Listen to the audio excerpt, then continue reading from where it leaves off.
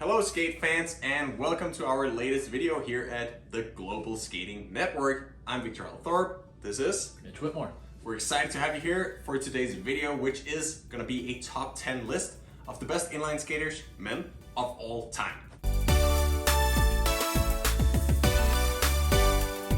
This is a list that I didn't know a ton of detail on. I had a few little tidbits going into this, but did our research, took a lot of polls from other inline world champions, many-time inline world champions, and we compiled a list of what we think is the top 10 best. Yeah, we call it our list, but there's been more than 10 people involved in creating this list. From many different countries as well. We got tidbits from Argentina, Taiwan, all over the place. So we feel like it's a pretty comprehensive list.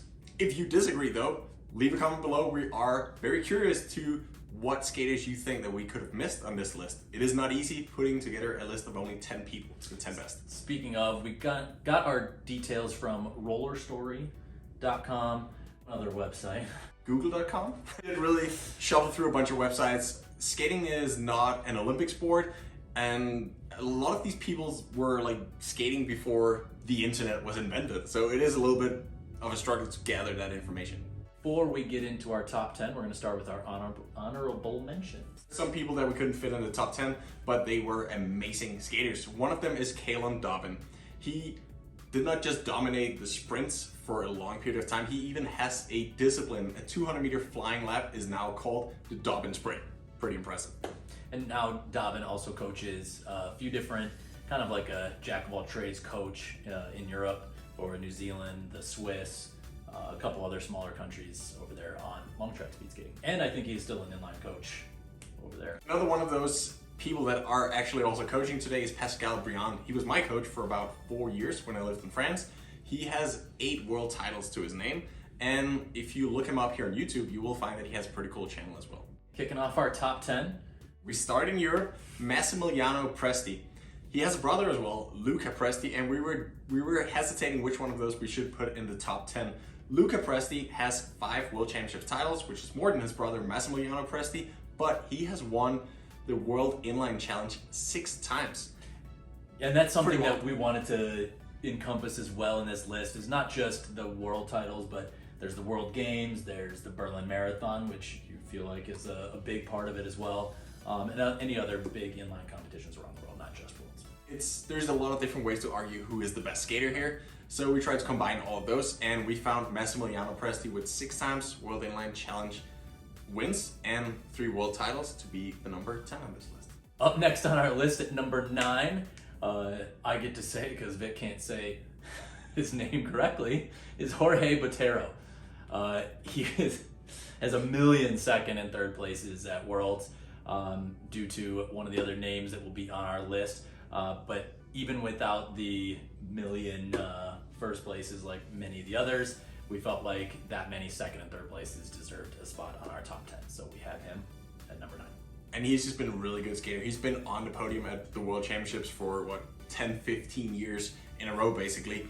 And this is just a few years ago, he finished the Berlin Marathon with the main group skating on fitness skates. Yeah, that's just amazing to me that he comes back after all that time.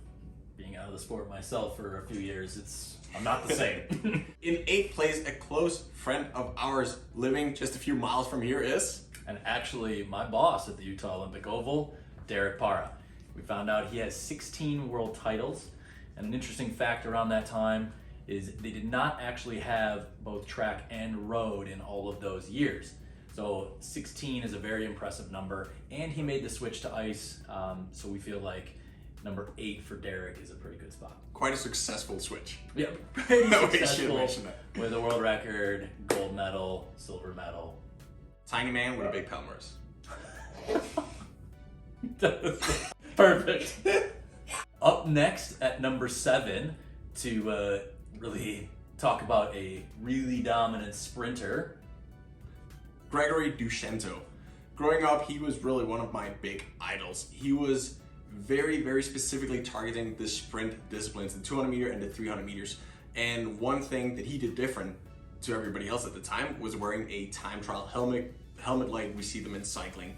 He was also probably the biggest skater that I can remember, and he was more powerful than any other skater ever since, I believe. And that's what made you pick the sprint distances. He won more than 10 World Championships titles in just those 2 disciplines. It just seemed like year after year he kept winning both races on track and on road in those sprints.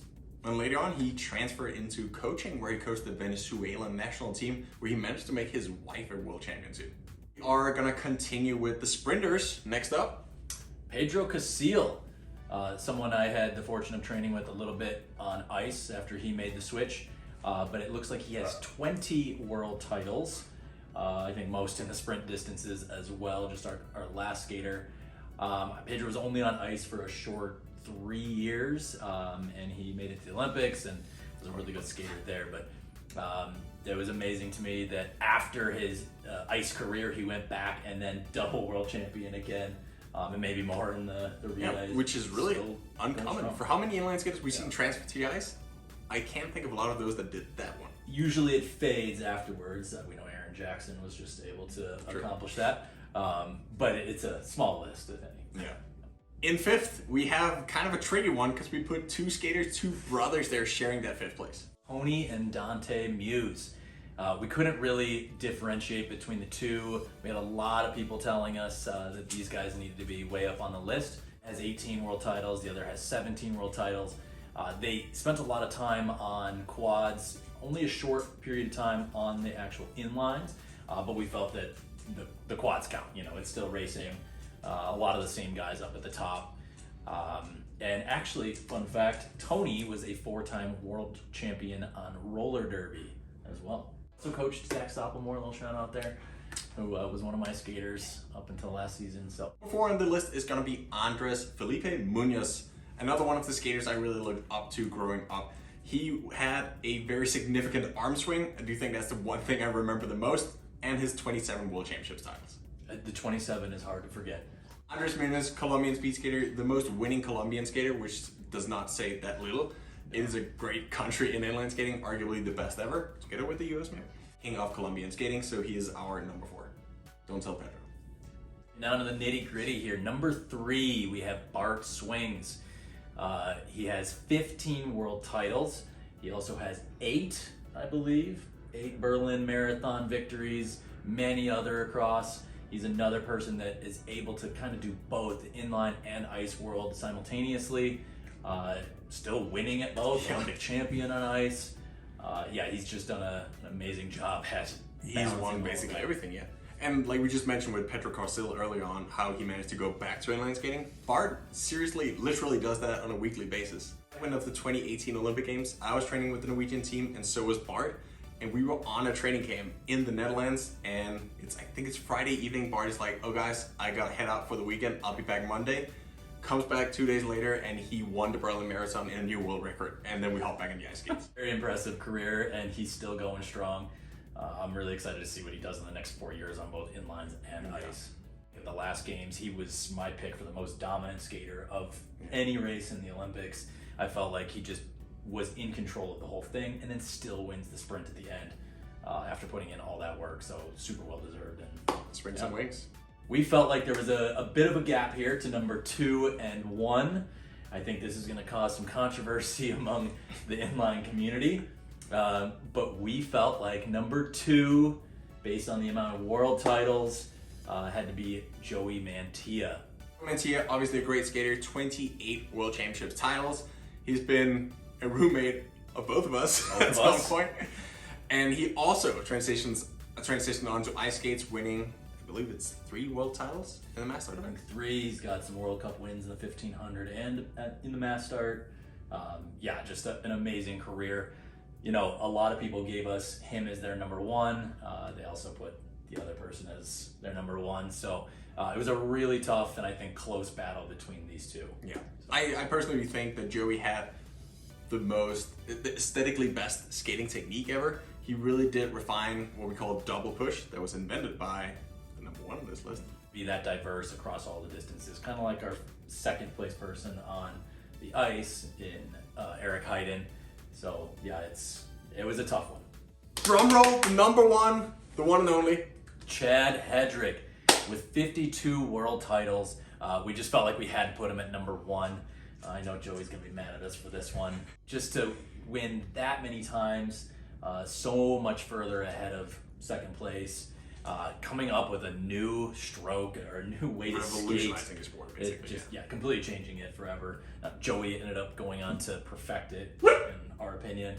But it really was, Chad that came up with something new that revolutionized it. Yeah, I don't think we'll ever see anybody do something like Chad did. Yeah, and he also made the switch to ice, winning 5 Olympic medals. I believe he set a world record in that time, maybe a couple world records actually. And yeah, just a pretty amazing career as a skater. Maybe somebody that you should look for in our top 10 skaters of all time across all disciplines.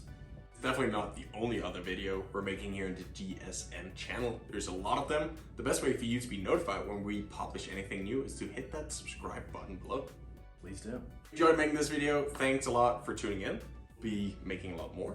Yeah, and I think it's worth noting, again, the goal of our channel here is to really create a nice community for all speed skating disciplines to come together. Check out some content, maybe send in some of your own, send in some ideas. We'd love to hear your feedback on what we should do. Yeah, that's why we make this stuff, to entertain you guys. So let us know what you want to watch. See you next time.